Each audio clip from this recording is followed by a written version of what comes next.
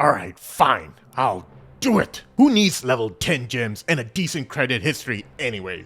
But first, I highly advise against going the Entropy Berserker route. Not only because Entropy still might get changed or deleted, but a whole host of reasons. The first and most important one of them all is that the best Entropy classes are the ones with short animations on their highest damaging skills, like the Slayer. All of Berserker skills are multi-hit with long animation, which means the boss will turn before— What the fuck was that?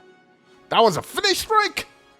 Ignore that! You should still avoid it because of the infamous situation that all Entropy classes face, where the boss puts his ass against the wall, preventing you from doing any— What the hell was that, a Hellblade? No!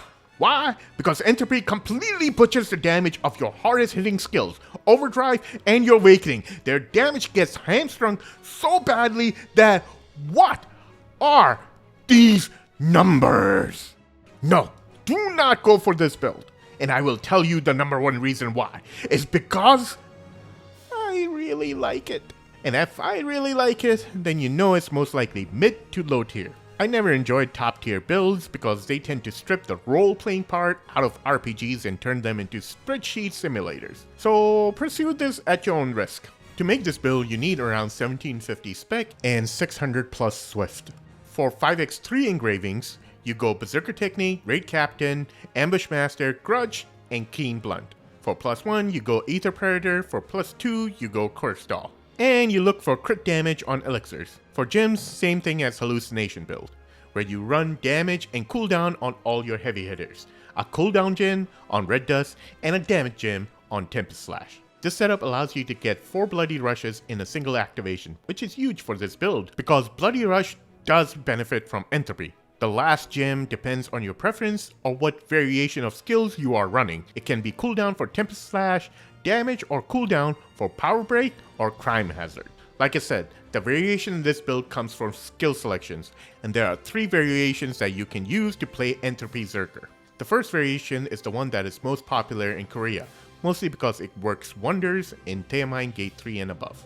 The skill setup is similar to Hallucination and Salvation, but you run Power Break instead of Brave Slash. For tripods, you take Nimble Movement, Enhanced Strike, and Power Accumulation. This setup allows Power Break to become the second hardest hitting skill outside of the big 4. You run it with either Purple Wealth Rune or Legendary Galewind Rune. With the Purple Wealth Rune, you are basically going for a 4-skill meter build rotation, but the skill is so slow that even in Berserk mode, you will find it difficult to land it on the back of the raid boss. Galewind improves the animation quite a bit, but now you are doing a 6-skill meter build rotation with a charge move when you don't have the attack speed steroid from Berserk mode, leading you to miss the skill often in combat and delaying your meter build significantly. Regardless, this variation, if the boss stands still, has the highest damage output of all 3 builds. The second variation replaces Power Break with Crime Hazard running a quick recharge rune. For tripods, you run Enhanced Strike, Burst Enhancement, and Red Lightning. Although I prefer Flame Rush because I think it looks cooler. With Crime Hazard, you are basically locked into running a 6-skill meter build rotation, but because of the faster animation outside of Berserk mode, I found it easier to build meter than with Power Break. Power Break also has the longest cooldown out of all your skills, and it's that weird old Hellblade cooldown that made it difficult to sync with Red Dust. On the other hand, Crime Hazard has a very short cooldown, resets on activation, and has quick animation. Its damage is on par with Power Break because you can do 3 or 4 of these while Power Break is on cooldown. In real combat, you are less likely to miss Crime Hazard, so in theory, you can out DPS Power Break. But sometimes with damage buffs, Power Break can put out some serious numbers. The last but not least is the most unique one of them all, the Shoulder Charge variation. The what now? Yes, Shoulder Charge. This changes up the skill set quite a bit. It also has some really hard stat requirements. You need a minimum of 1814 spec for one of its meter build rotations to work. Here is how you set it up. You take Shoulder Charge instead of Brave Slash and invest only 7 points in it. You grab excellent mobility and leave it at level 1, and then grab chain charge at level 5. You take the extra points it frees up and use them to level mounted crash to level 10, and grab earth shock tripod at level 1. This gives you range on your main counter skill, turning it from a meh counter to a pretty decent counter. You also equip mounted crash with a purple wealth rune and also select the focus tripod. Then you switch Windblade to Squall from Windswift, and for Tempest Slash, grab the Focus and Storm Slash tripod. The biggest advantage of this variation is that it has the fastest meter build rotation of all builds, including the Salvation and Hallucination builds. The rotation is Stomp, Windblade, Tempest Slash, Double Charge, Red Dust, and Activate. Alternatively, you can do Stomp, Windblade, Tempest Slash, Overdrive, but cancel the second hit of Overdrive with Red Dust and Activate. The second rotation works with spec as low as 1680, so if you are struggling to hit 1700 spec, then this Entropy build might be better for you than even the Salvation or Hallucination build. With the Yearning buff, you can build a full bar in 5 seconds. No other build even comes close to how quickly you can re-enter Berserk mode as you can with this one. This leads you to experience the lowest amount of 0 hours in the game. I explained in depth what 0 hours are in my previous guide video, but the TLDR is that it is the downtime Berserkers experience when they exit Berserk mode. And all their skills are on cooldown because we use them to maximize damage during said Berserk mode. This delays our reactivation significantly.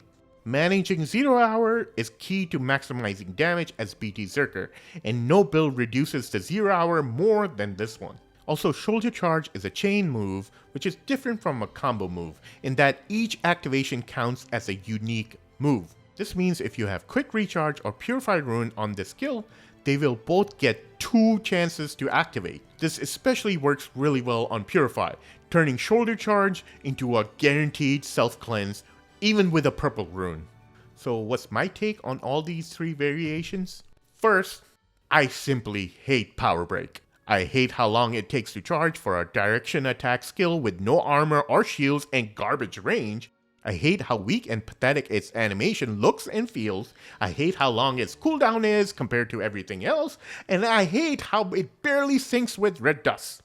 I just don't enjoy using this move at all. I don't give a shit if it's the most optimal melee in Korea, and if you don't like Korea, then we'll gatekeep you. Fuck you. I hate it. It does not fit the style and feel of the type of Berserker I like to play, and I simply refuse to use it. Moving on, I quite enjoyed using Crime Hazard. At max attack speed, it is quite fun to use and can put out decent numbers for an 8-second cooldown skill. I actually run it with cooldown gen, which brings it down to 7 seconds, and if you do that, you can run Adrenaline Engraving as your +1 instead of Ether Predator. That way, you can say fuck off to your undergeared buddy who is mooching off your properly built characters simply because he has crits in. I don't need you no more, Fred. For God's sake, we are doing Taemine. Buy some fucking level 7 gems already. Fucking Fred. It is a little tricky to maintain the stacks of adrenaline, but not impossible. And at least for me, it's a lot more mobile and forgiving than Power Break. As for the Shoulder Charge variation, I abso-fucking-lutely love it, to the point that it has become my main build. First off, you can't call a Berserker if a Berserker does not have a Berserker charge when they go Berserk. That's just part of Berserker law. I don't make the rules, I just follow them. It brings a lot of mobility to the build, which is essential for chasing the back of bosses, and it helps you re-enter Berserk mode much faster, which noticeably improves the amount of time you spend berserking. And that is what you really want to do as a Berserker. Spend as much time berserking as possible. With Shoulder Charge and the extended range on Stomp, you can perform some sick plays or save your roll for more critical attack patterns. Everything about this variation just feels better, more aggressive, and fun. The reason why the other 2 builds are considered better is because of G3 and G4 of Taemine. You don't really have to chase his ass too much, so those builds outperform this one. But you have 10 other gates to do in a week across a total of 3 raids, and those 2 builds are simply painful to run in a lot of those other gates. So yeah, I will be sticking with the shoulder charge build. Let me know which one you prefer. The engravings are similar for all three, and the only thing you really need to change is the last gem for each. So hopping between the three is relatively inexpensive. A few final tips. Entropy Berserker, regardless of which build you go with, has a very steep learning curve.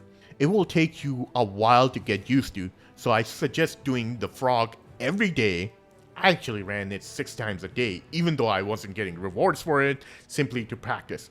Or try out Procol Hard mode in Trixion. Don't try to land Overdrive in the Red Dust window. Its damage is high, but it's nothing compared to what it was with Salvation or Hallucination. Instead, use the time that the Overdrive animation would have taken in the past to position yourself at the back. Pair Overdrive with the crit steroid from Stomp instead. Your priority for the Red Dust window is Bloody Rush, Finish Strike, and Hellblade, in that order. Everything else is a bonus, usually reserved for specific long damage opportunities, like staggering a boss. Also, don't sell your Salvation or Hallucination sets just yet. Entropy is caca in both Gate 1 of Theamine and Gate 1 of Voltus. Also, it's pretty bad for a lot of world content and Chaos Dungeons, so hold on to those accessories. I know I'm kinda hyping up this build, but here's the honest take. It is very difficult to maintain good uptime with Entropy on Berserker technique. When you do, no class can steal the MVP screen from you. But honestly, you will capture the MV screen more often with Hallucination and Salvation than with this build. However, for me personally, getting the MVP with Entropy just feels so much more rewarding. So let me know if you're gonna take the risk and switch to Entropy. Again, I must warn you not to get rid of your Salvation or Hallucination builds just yet.